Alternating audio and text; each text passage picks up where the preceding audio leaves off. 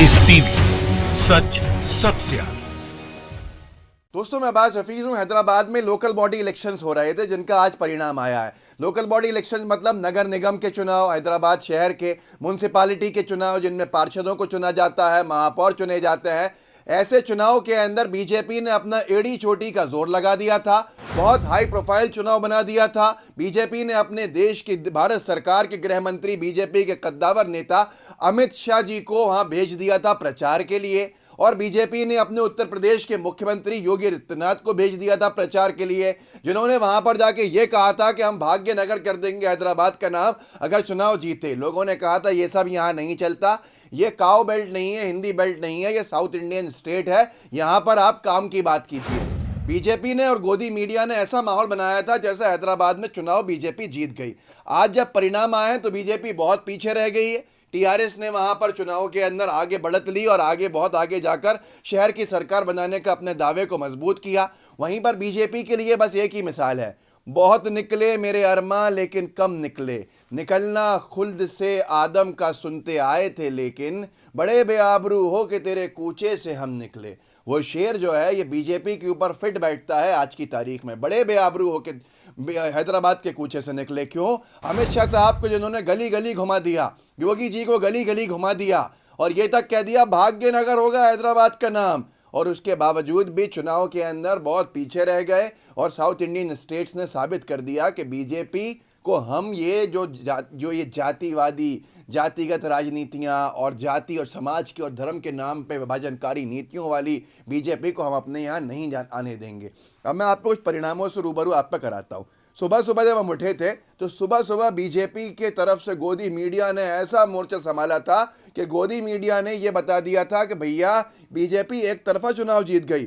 देखिए सुबह times now ने क्या कहा था, मतलब पूरे देश के अंदर हवा बन गई थी। टाइम्स नाउ ने सुबह सुबह ये जारी किया था अपना 10:05 पर कि देखिए 32 सीटों पर टीआरएस है, बाकी सब लोग कम हैं, और 74 और 80 सीट्स पर बीजेपी आगे चल रही है। मतलब बीजेपी ने ये रिमार्केबल काम कर दिया।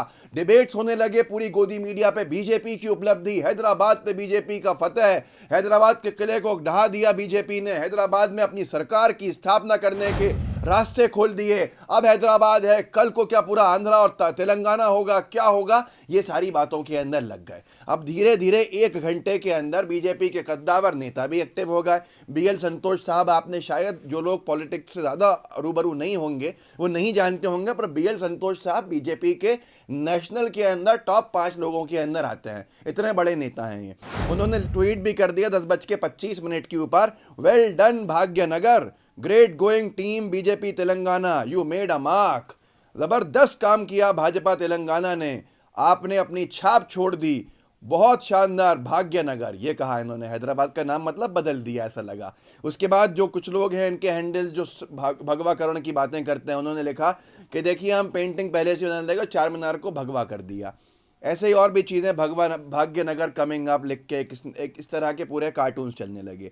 अब 1 घंटे के बाद बीजेपी की जो फजीयत हुई उसकी बीजेपी ने कोई कल्पना नहीं की थी। बीजेपी लुढ़कना शुरू किया, 80 से 15 सीट्स के ऊपर आ गई, और टीआरएस ने बढ़त बनाना शुरू करी और टीआरएस काफ़ी आगे चले गई, 80 सीटों के आसपास वो लीड करने लगी। एमआईएम का खाता नहीं खुला था, वो भी 20-25 सीटों पर लीड करने लगे। अब बीजेपी के लिए मुसीबत की चीज़ आई। आज की तारीख में इस वक्त तेलंगाना राष्ट्र समिति ने सबसे आगे बढ़त बना के 55 से आगे सीटें ले लीं। बीजेपी जो है 40-42 के अंदर अटक के रह गई और एमआईएम बीजेपी के पास होकर रह गई। तो ये आज के समीकरण हैं। लेकिन सबसे बड़ी चीज़ ये है कि बीजेपी के लिए मैदान में कौन उतरा था? बीजेपी के लिए अमित शाह साहब मैदान में उतरे थे। तो क्या ये बीजेपी की हार अमित शाह जी के सर पे नहीं होनी चाहिए? क्या ये बीजेपी की हार योगी आदित्यनाथ जी जिनको नाम बदलने के शौक है उनके सर पे नहीं होनी चाहिए? आज इस बात पे चर्चा बिल्कुल नहीं होगी कि बीजेपी चुनाव हार गई है। भले ही बीजेपी की पहले 4 सीटें थीं, वो आज 25 हो गई, 30 हो गई, 40 हो गई, लेकिन सबसे बड़ी बात यह है कि चुनाव जीता कौन, हारा कौन? बीजेपी चुनाव हारी, बीजेपी ओपोजिशन में चले गई, भारतीय जनता पार्टी वहाँ शहर की सरकार नहीं बना पाई, पर गोदी मीडिया को साफ सूंघ गया।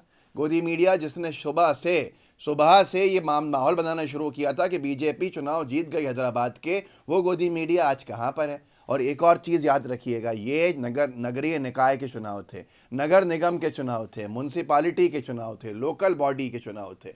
इसमें बैलेट पेपर का यूज़ हुआ था, ईवीएम का इस्तेमाल नहीं हुआ था। ईवीएम के इस्तेमाल के बिना भारतीय जनता पार्टी सत्ता में नहीं आ पाई हैदराबाद शहर की। हैदराबाद शहर के अंदर अगर ईवीएम से चुनाव होते तो क्या आज बीजेपी इतना पीछे चले जाती? ये सवाल अपने आप से पूछिएगा। जो लोग कहते हों, जो लोग सोचते हों कि भाई भारतीय जनता पार्टी अपने दम से जीतती है, अपने कामों से जीतती है, जिन लोगों को ये गलतफहमी है कि ईवीएम से छेड़छाड़ नहीं होती, उनको बताइएगा इस वीडियो को साझा करके कि बीजेपी की हार हुई है हैदराबाद की लोकल बॉडी इलेक्शंस में, जहां अमित शाह जी और योगी जी ने जम के प्रचार किया था। जो नाम बदलने वाले थे, हैदराबाद का भाग्यनगर करने वाले थे, क्योंकि ये चुनाव बैलेट पेपर से हुआ था। ये चुनाव ईवीएम से नहीं हुआ था। जहां जहां बैलेट पेपर से चुनाव होते हैं, बीजेपी चुनाव हार जाती है। लेटेस्ट आंकड़े सुन लीजिए, 58 सीटों के ऊपर टीआरएस ने अपनी जीत दर्ज करा ली है। उसके साथ साथ भारतीय जनता पार्टी 50 के अंदर आके सिमट गई है और एमआईएम जो है वो बीजेपी के आसपास 41 सीटों के ऊपर है। तो ये सारी चीज़ें जनता को बतानी बेहद ज़रूरी हैं, क्योंकि जनता को समझना होगा कि ईवीएम कितनी घातक है और जहां ईवीएम के बिना काम हुआ वहां बीजेपी विपक्ष में जाके बैठ गई। और आज सबसे बड़ी बात यह है कि क्या गोदी मीडिया इस पर चर्चा करेगी कि अमित शाह जी और हमारे योगी आदित्यनाथ जी, अजय बिष्ट जिनका नाम है, इन्होंने अपनी जी जान लगा के मेहनत जो की थी, उसके बावजूद भी परिणाम बीजेपी के पक्ष में नहीं आया है। तो जिम्मेदार कौन है? मतलब बीजेपी जब जीतेगी तो अमित शाह जी, मोदी जी, योगी जी जिम्मेदार होते हैं जीत के, और अगर बीजेपी हारेगी तो कार्यकर्ता भाजपा का जो अंतिम पंक्ति में खड़ा हुआ है, जो बीजेपी के लिए झंडा उठाया हुआ है, वो गुनाहगार होगा। मतलब जीत अगर होगी तो सेहरा सर पे होगा उनके, जो दिल्ली के अंदर बैठे हैं बीजेपी के कद्दावर नेता, जिन्होंने अपने कब्जे में पार्टी कर ली है, और अगर हार होगी तो वो कार्यकर्ता के सर पे होगी। इस वीडियो को आगे बढ़ाइएगा, लोगों को बताइएगा कि हैदराबाद में नफरत की हार हो गई है। हैदराबाद में जो भी किसी भी धर्म के नाम पर राजनीति कर रहा था, वो अगर धर्म की आड़ बना के राजनीति कर रहा था तो वो चुनाव वहाँ नहीं जीत पाया है। टीआरएस ने ऐसी धर्म के नाम पर राजनीति नहीं की। वो टीआरएस जो बीजेपी के साथ कई जगह पे खड़ी रही है, बहुत सारे इश्यूज़ को लेकर, बहुत सारे कानूनों को लेकर, उसी ने बीजेपी को हरा दिया। तो बीजेपी ये भी कह रही है हमें तो अपनों ने लूटा, औरों में कहाँ दम था, हमारी कश्ती तो वहाँ डूबी जहाँ पानी कम था। महाराष्ट्र में हो, पंजाब में हो, और अब तेलंगाना के कैपिटल राजधानी हैदराबाद में हो। इस वीडियो को आगे बढ़ाइएगा।